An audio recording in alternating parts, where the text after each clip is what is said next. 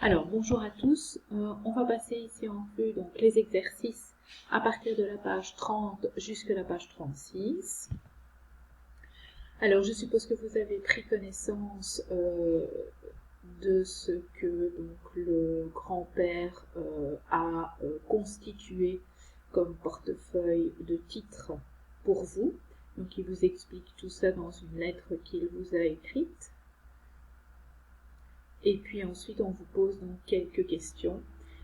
Quels sont d'abord les trois grands types de placements que ton grand-père a réalisés pour toi? Alors, on a vu qu'il y avait donc des obligations, c'est les fameuses obligations de Morteleux, des bons d'État, en haut de la page 31, donc on vous explique les bons d'État, le terme, et des actions Colruyt. Ce sont les trois catégories. Alors, on va passer en vue chaque catégorie. D'abord les obligations chez Van de Morteleux. Van de Morteleux, vous pouvez trouver donc à la page 30 dans la fiche technique de l'émission d'obligation les caractéristiques donc, de l'entreprise et de l'émission de l'obligation. Van de Morteleux, c'est un groupe européen de grande importance qui est actif dans le secteur de la production et de la distribution de produits alimentaires, notamment, vous connaissez peut-être mayonnaise, vinaigrette, etc. Combien de titres ton grand-père a-t-il acheté? Alors, il a acheté 10 obligations Van de Morteleux à 1000 € l'obligation. Il a donc investi un montant total de 10 000 €. Il a fait ça le 25 mai 2015. Et on voit sur la fiche technique à la page 30 que les obligations sont à échéance le 25 mai 2022, c'est-à-dire qu'elles ont une durée de vie de 7 ans. Est-ce qu'il va pouvoir récupérer la somme avant l'échéance? Oui, c'est possible, mais il y aura des frais. On va payer donc des pénalités, on va avoir un coût. Il a fait ça gratuitement? Non, bien sûr. Il a investi donc dans la société Van de Morteleux en achetant des obligations parce qu'il va recevoir en échange un intérêt et qu'il va récupérer donc son capital à l'échéance dans 7 ans. Alors on voit dans la fiche technique qu'on a un coupon annuel brut de 3,06%. On a un prix d'émission de 101,875%. Alors qu'est-ce que ça veut dire le prix d'émission? Ça veut dire que pour recevoir 100, on va devoir payer 101,875. Donc on va devoir payer un peu plus qu'on va recevoir. C'est une sorte de frais, d'accord, qu'on paye pour souscrire à cet emprunt obligataire. Et on voit alors que le rendement actuariel, donc en tenant compte du prix d'émission, puisqu'on a payé plus que les 100 qu'on va recevoir, les 100% qu'on va recevoir, le rendement actuariel est de 2,7%, et puis il faut encore enlever le précompte mobilier, on arrive à 2,005% net. Donc d'un coupon brut de 3,06, on arrive à un coupon net de 2,005. Alors maintenant, les bons d'État, le terme. Alors l'État, il émet aussi des obligations, donc c'est le cas ici avec les bons émis sous le gouvernement DIF, le terme. C'est pour ça qu'on les a appelés les bons d'État, le terme. Ce sont des obligations. Ton grand-père a acheté 20 titres à 100 €. Chaque obligation, il a donc investi 2000 €. Il a donc prêté de l'argent à l'État. Il a fait ça le 4 du 12 2011 et vous trouvez ça donc en haut de la page 31.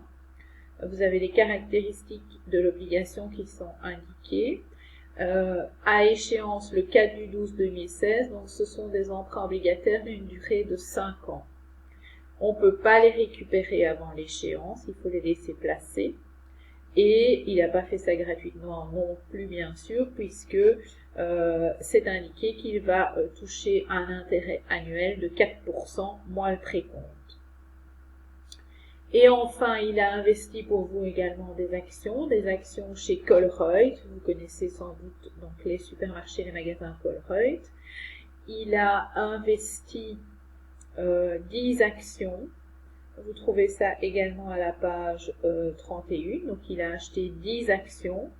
Il les a achetées à 38,01 euros. Donc, ça, ce sont des actions qui sont cotées en bourse, dont la valeur est déterminée quotidiennement selon l'offre et la demande. Donc, c'est une valeur de cotation à la bourse. Et donc, il a investi 380,1 euros le 6 avril 2011. Combien vaut une action le 9 du 10? Eh bien, on voit ça également dans le tableau au milieu de la page 31, ça vaut 44,16 euros. Il en détient 10, ce qui veut dire qu'on a une valorisation à 441,06. Quelle est la différence entre ces deux montants? Alors, ça, c'est la valeur, le 441,6 du 9 du 10.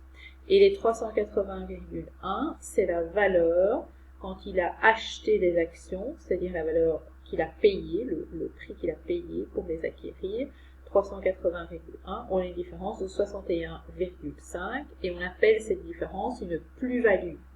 Donc la différence, en fait, c'est un bénéfice puisqu'il a acheté les actions à 380,1 et si il les vend le 9 du 10, elles valent ce jour-là 441,6, donc on a une différence, un bénéfice, ce qui gagnerait sur cette opération, 61,5 euros. Alors, est-ce qu'il a empoché la différence? Non, puisqu'il ne les a pas vendues.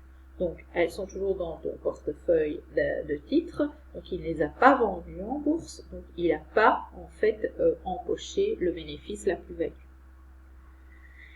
Mais par contre, ce qu'il a touché, c'est le dividende annuel et on voit dans le tableau, au milieu de la page 31, qu'en 2014, on avait 1 euro, donc Colruyt a distribué 1 euro de dividende sur ses actions, de bénéfice d'accord, sur ses actions. Comme il détient 10 actions, on va avoir 10 euros et il faudra enlever le précompte mobilier. Le précompte mobilier, c'est une taxe sur les valeurs mobilières qui va à l'État, qu'on paye à l'État. Alors ça c'est le premier exercice. Le deuxième exercice, vous avez pris connaissance de l'encadré et on voit qu'il s'agit donc d'une émission d'obligations sur 5 ans faite par la société UCB, c'est une société pharmaceutique. Et ces fonds apportés donc, par les obligataires représentent une dette vis-à-vis des obligataires. Donc pour la firme UCB, en fait, il s'agit d'une dette puisque les fonds qui sont apportés à la société UCB, qui sont prêtés, représentent bien une dette pour la société UCB.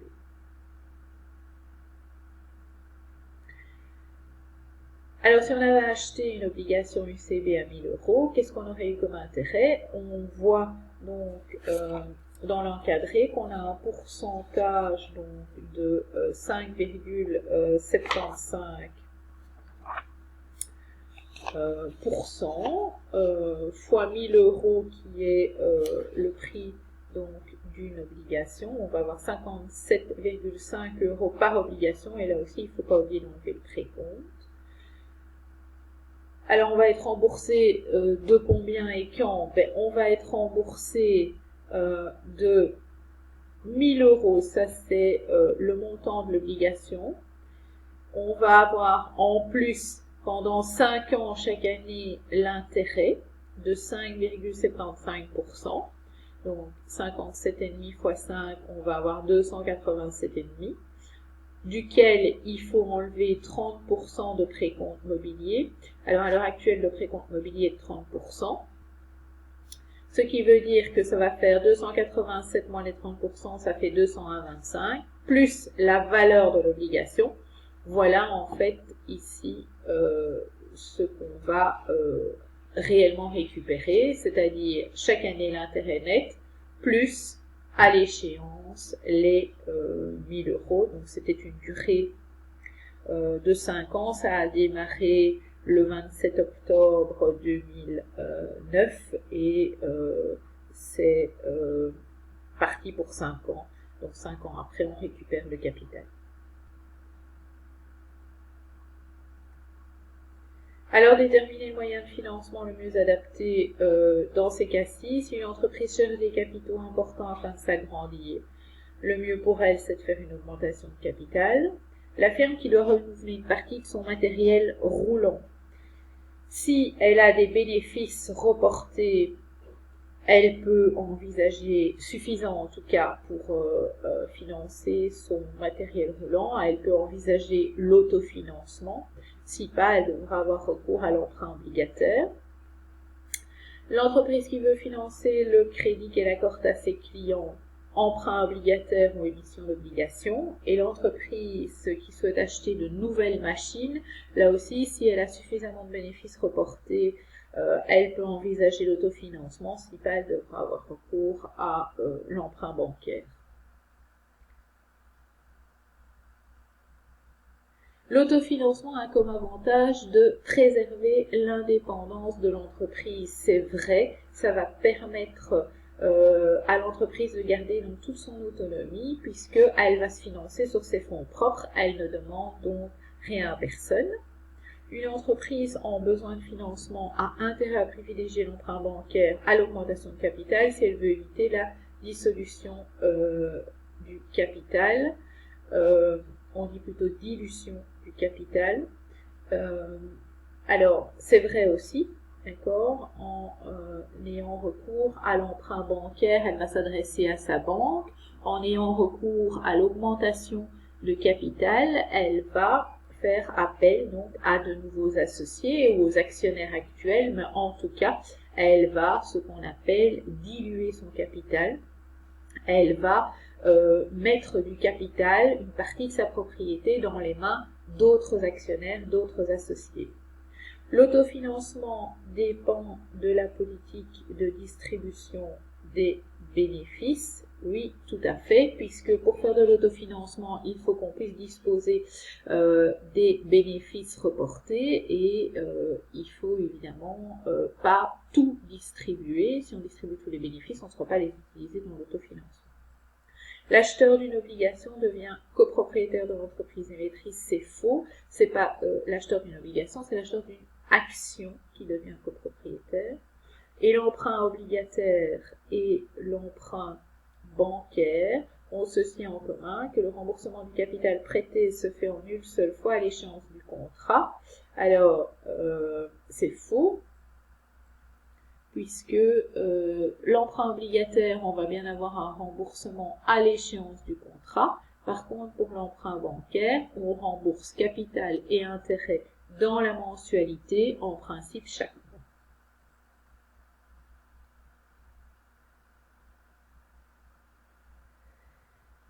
Et ici, on vous demande qu'est-ce qu'il pourrait envisager, donc, quel conseil donnerais-tu par rapport au financement de ce nouveau matériel et pourquoi?